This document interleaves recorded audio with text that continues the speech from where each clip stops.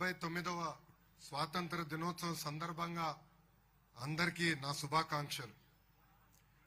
దేశమంతా కలిసి చేసే ఒకే ఒక్క పండుగ జెండా పండుగ. జెండా పండుగ నాకు ఒక ఎమోషన్. ఇండిపెండెన్స్ డే అనగానే నాకు స్కూల్ రోజులు గుర్తొస్తున్నాయి. ఇండిపెండెన్స్ డే వస్తుందంటే ఒక హడావుడి ఉండేది. ఫ్రెండ్స్ అంతా కలిసి స్కూల్ని అద్భుతంగా డెకరేట్ చేసేవాళ్ళం. స్కూల్లో పెట్టే కాంపిటీషన్ల కోసం స్వాతంత్ర సమరయోధుల గురించి, వాళ్ళ చరిత్ర గురించి తెలుసుకునే వాళ్ళం. ఫైనల్ గా ఎవరైనా గెస్ట్ వస్తే జెండా ఎగిరేసినప్పుడు మా అందరికీ గూస్ బంప్స్ వచ్చేది. ఈ రోజు మీ ముందల నుంచుని జెండా ఎగిరేసినప్పుడు నాకు ఆ మూమెంటే గుర్తు వచ్చింది. ఈ సందర్భంగా ఇక్కడున్న పిల్లలందరినీ నేను ఒక ప్రశ్న అడగాలనుకుంటున్నా. ప్రపంచంలోనే ఉన్న అతి పవర్ఫుల్ వెపన్ ఏంటి? మిగతా వెపన్స్ చేయలేని పని ఈ వెపన్ చేస్తుంది. ఈ వెపన్ పేరే అహింస. అహింస మనకిచ్చిన గొప్ప వ్యక్తి ఎవరు? మహాత్మా గాంధీ గారు. అహింస, సత్యం, సహాయ నిరాకరణ, సత్యాగ్రహం అనే సిద్ధాంతాలతో స్వాతంత్రం మనందరం సాధించుకున్నాం. ఈ రోజు మహాత్మా గాంధీ గారు చెప్పిన ఒక గొప్ప విషయం గుర్తు వచ్చింది. ప్రపంచంలో ఏ మార్పు రావాలని మనం ఆశిస్తున్నామో ఆ మార్పు నీ నుంచే మొదలవ్వాలని ఆనాడు మహాత్మా గాంధీ గారు మనందరికీ చెప్పారు. గాంధీ గారు చెప్పినట్లు మార్పు మన నుంచే మొదలవ్వాలని నేను కోరుకుంటున్నాను. స్వాతంత్రం కోసం జరిగిన పోరాటంలో తెలుగు నేలకు ప్రత్యేక చరిత్ర ఉంది. దేశం కోసం ప్రాణాలే అర్పించిన పోరాట యోధుడు అల్లూరి సీతారామరాజు గారు. బ్రిటిష్ వాడి తుపాకీకి గుండు చూపించిన యోధుడు ఆంధ్ర కేసరి ప్రకాశం పంతులు గారు. జాతీయ జెండాని రూపొందించింది మన పింగళి వెంకయ్య గారు.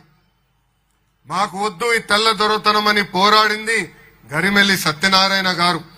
అమరజీవి పొట్టి శ్రీరాములు లాంటి ఎంతో మంది గొప్ప వాళ్ళు ఈ తెలుగు నేలపై పుట్టిన వారు. మన స్వాతంత్ర సమరయోధుల కీర్తిని దేశానికి తెలిసేలాగా కలిసి చేద్దాం. ఈ రోజు వాళ్ళ కోసం నా సొంత నియోజకవర్గం మంగళగిరిలో ఒక అద్భుతమైన మ్యూజియం కూడా ఏర్పాటు చేస్తామని ఈ సభాముఖం మీ అందరికీ నేను తెలియజేస్తున్నా. గుంటూరు జిల్లాలో జరుగుతున్న ఈ వేదికలో పాల్గొనడం ప్రజలు నాకు ఇచ్చిన వరం. మన జిల్లాలో ఉన్న పెదనందిపాటులో సహాయ నిరాకరణ ఉద్యమం జరిగింది. సైమన్ కమిషన్ కు వ్యతిరేకంగా గుంటూరు తెనాలిలో పోరాటాలు జరిగినాయి. క్విట్ ఇండియా మూవ్మెంట్ లో పాల్గొన్న తెనాలికి చెందిన 7 ప్రాణ త్యాగాలు కూడా చేశారు. మన జిల్లాకు చెందిన దుగ్గిరాల గోపాలకృష్ణ గారు, కనగంటి హనుమంత్ గారు, పర్వతనేని వీరే చౌదరి గారు, తమనంపల్లి అమృతరావు గారు లాంటి ఎంతో మంది దేశభక్తులు స్వాతంత్రం ఉద్యమంలో పాల్గొన్నారు. కులం, మతం, ప్రాంతం కంటే దేశం గొప్పది. కులం, మతం, ప్రాంతాల అతీతంగా దేశం కోసం మనందరం ఒకటవ్వాలి. అందరిలో దేశభక్తి ఉండాలి. ఈ సందర్భంగా పహల్గామ్ ఉగ్రవాదుల దాడి గురించి మాట్లాడాలి. పాకిస్తాన్ ఉగ్రవాదులు పహల్గామ్ లో దాడి చేసి 26 మంది అమాయకుల్ని చంపేస్తాం మనందరం చూసాం. గతం ప్రభుత్వం లాగా మనం కళ్ళంట నీళ్లు పెట్టుకుని ఇతర దేశాలకు వెళ్ళలేదు. మన దేశంలో ఒక పవర్ఫుల్ మిసైల్ ఉంది. ఆ మిసైలే మన గౌరవ ప్రధానమంత్రి నరేంద్ర మోడీ గారు. మనము సరైన సమాధానం చెప్పారు. ఆపరేషన్ సింధూర్ తో మన పవర్ ఏంటో ప్రపంచానికి తెలియజేశారు. ఈ దాడిలో మనం కొంతమంది సైనికులు కూడా కోల్పోవటం జరిగింది. అందులో మన రాష్ట్రానికి చెందిన మురళీ నాయక్ మనం కోల్పోయాం. మురళీ నాయక్ తల్లిదండ్రుల్ని నేను కలిసా. వాళ్ళకున్న ఒకే ఒక బిడ్డ మురళీ నాయక్. మురళీ నాయక్ సైన్యానికి వెళ్లాలని నిర్ణయం తీసుకున్నప్పుడు వాళ్ళ తల్లిదండ్రులు ఎదురు తిరిగారు. నువ్వు ఒక్కడే బిడ్డవి, నీకేమైనా అవుతే మా పరిస్థితి ఏంటని. ఆనాడు మురళీ నాయక్ చెప్పాడు, నాకేమైనా అవుతే మొత్తం రాష్ట్రమే కాదు ఏకంగా దేశం మీతో నిలబడుతుందని. అందుకే మురళీ నాయక్ లాంటి సైనికులు బార్డర్లో పోరాడుతున్నారు కనుకనే ఈ రోజు మనందరం ఇక్కడ స్వేచ్ఛగా మనం ఈ కార్యక్రమం నిర్వహించుకోగలుగుతున్నాం. అందుకే మనందరం జై జవాన్ జై జవాన్ అని అన్నాలి. 2019 నుంచి 24 వరకు ఆంధ్రప్రదేశ్ లో చీకటి రోజులు చూశాం. గత ప్రభుత్వం 5 ఏళ్లలో 10 లక్షల కోట్ల అప్పు చేసింది. రాష్ట్రాన్ని 30 ఏళ్లు వెనక్కి నెట్టేశారు. గత ప్రభుత్వ హయాంలో అభివృద్ధికి అడ్రస్ లేకుండా పోయింది. 2024 ఎన్నికల్లో ప్రజలు ఒక చరిత్ర సృష్టించారు. 94% స్ట్రైక్ రేట్, 164 సీట్లతో ఎన్డీఏ ప్రభుత్వాన్ని గెలిపించి రికార్డులు బద్దలుగొట్టారు. డబుల్ ఇంజన్ సర్కార్తో రాష్ట్రం చీకటి నుంచి వెలుగు వైపు తొలి అడుగు వేసింది. గౌరవ ప్రధానమంత్రి నరేంద్ర మోడీ గారు, గౌరవ ముఖ్యమంత్రి చంద్రబాబు నాయుడు గారు, ఉప ముఖ్యమంత్రి పవన్ అన్న గారు కలిసి ఈ రోజు ఆంధ్ర రాష్ట్రంలో సుపరిపాలన అందిస్తున్నారు. ఎన్నో ఏళ్లుగా ఉన్న సమస్యలు మేము ఈరోజు పరిష్కరించాం. విశాఖ ఉక్కుని కాపాడాం. ఏకంగా విశాఖ రైల్వే జోన్ ఏర్పాటు చేశాం. పోలవరం నిర్మాణం కోసం కేంద్రం సహకారం అందిస్తుంది. అమరావతి నిర్మాణం కోసం కేంద్రం నుంచి రావాల్సిన నిధులు కూడా ఈ రోజు వస్తున్నాయి. ఏకంగా రాయలసీమ కూడా ఇండస్ట్రియల్ కారిడార్ ఏర్పాటుకు కేంద్ర ప్రభుత్వం నిధులు కేటాయిస్తాం జరిగింది. మన ప్రభుత్వం నినాదం ఒకటే, ఒకే రాష్ట్రం ఒకే రాజధాని కానీ అభివృద్ధి వికేంద్రీకరణ. అందుకే అనంతపూర్ ని ఆటోమోటివ్ హబ్ గా తీర్చిదిద్దుతున్నాం. నార్త్ అనంతపూర్ కర్నూలు ని రెన్యూబుల్ ఎనర్జీ హబ్ గా మన ప్రభుత్వం ఆర్నిసలు కష్టపడుతుంది. కడప చిత్తూరు జిల్లాలకి పెద్ద ఎత్తున ఎలక్ట్రానిక్స్ మ్యానుఫ్యాక్చరింగ్ పరిశ్రమలు మేము తీసుకొస్తున్నాం.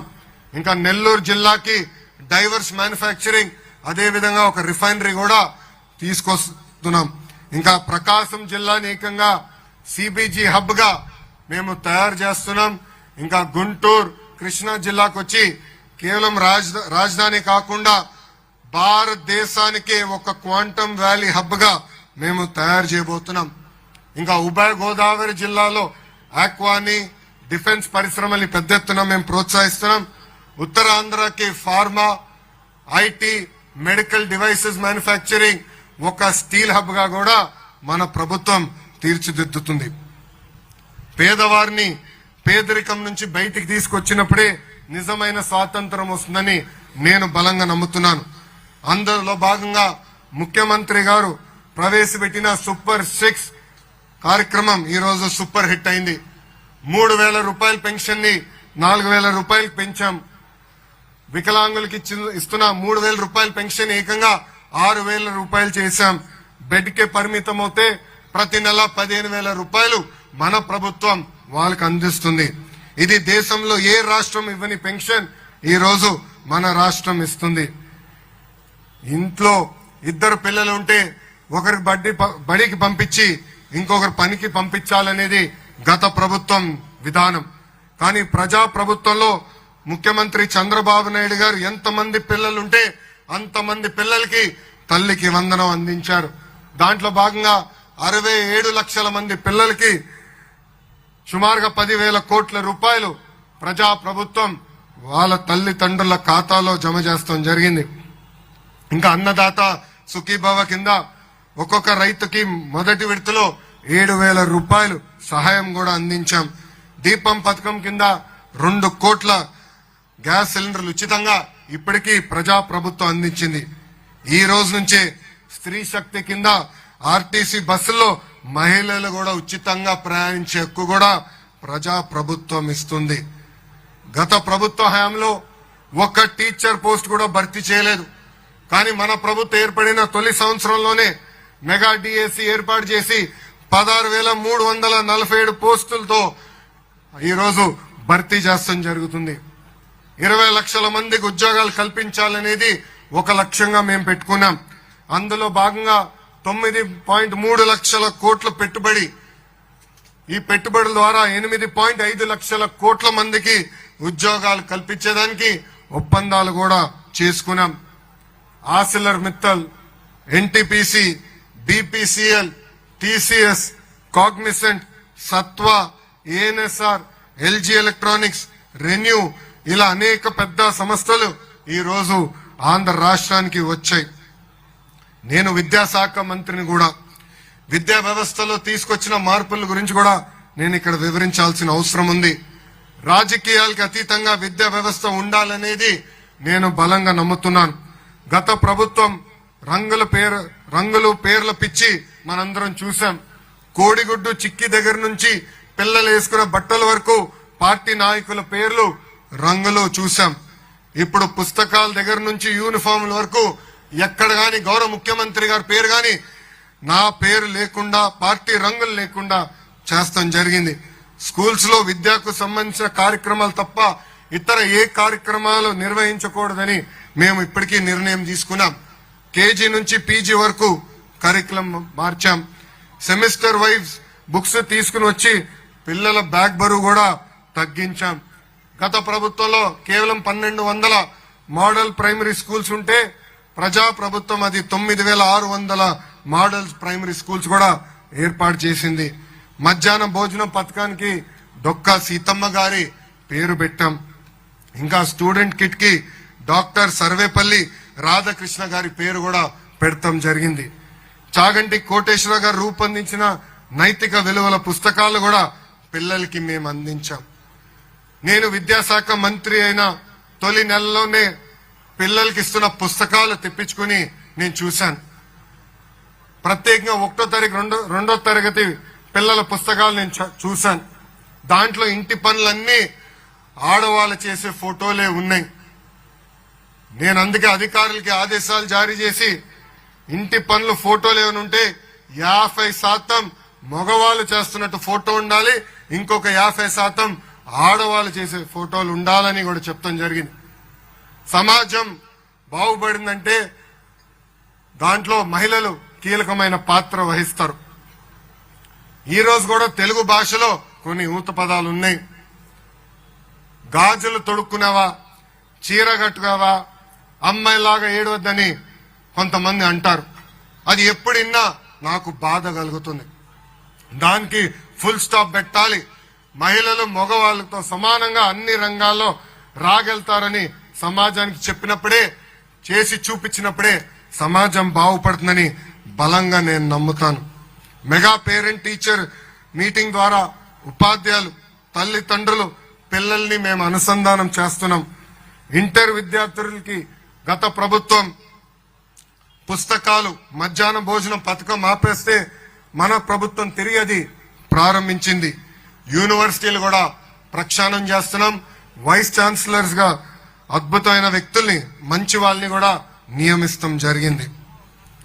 గత ఏడాదిలో గుంటూరు జిల్లాలో జరిగిన అభివృద్ధి సంక్షేమ కార్యక్రమాల గురించి తయారు చేసిన నివేదిక మీ ముందల మేము పెట్టాం. గుంటూరు జిల్లా అభివృద్ధికి అన్ని విధాలుగా సహకరించిన గౌరవ ముఖ్యమంత్రి చంద్రబాబు నాయుడు గారికి, ఉప ముఖ్యమంత్రి పవన్ అన్న గారికి, నాతోటి మంత్రులకి, జిల్లా ఎమ్మెల్యేలు, ఎంపీలకి, ఎమ్మెల్సీలకి, అధికార యంత్రాంగానికి అందరికీ నా హృదయపూర్వక ధన్యవాదములు. స్వాతంత్ర దినోత్సవానికి హాజరైన స్వాతంత్ర సమర యోధుల కుటుంబ సభ్యులందరూ కూడా నా హృదయపూర్వక నమస్కారాలు.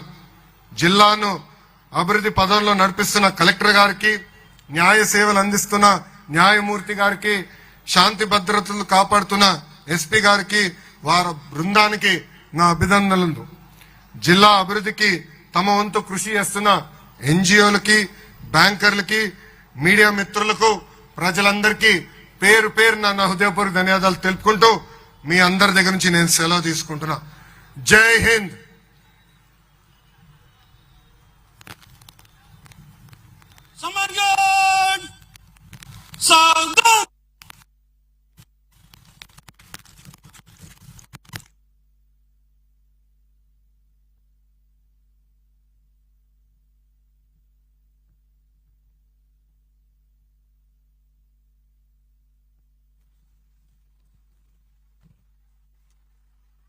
श्रीमान समान गार्ड निष्क्रमण करने की आज्ञा प्रदान करें।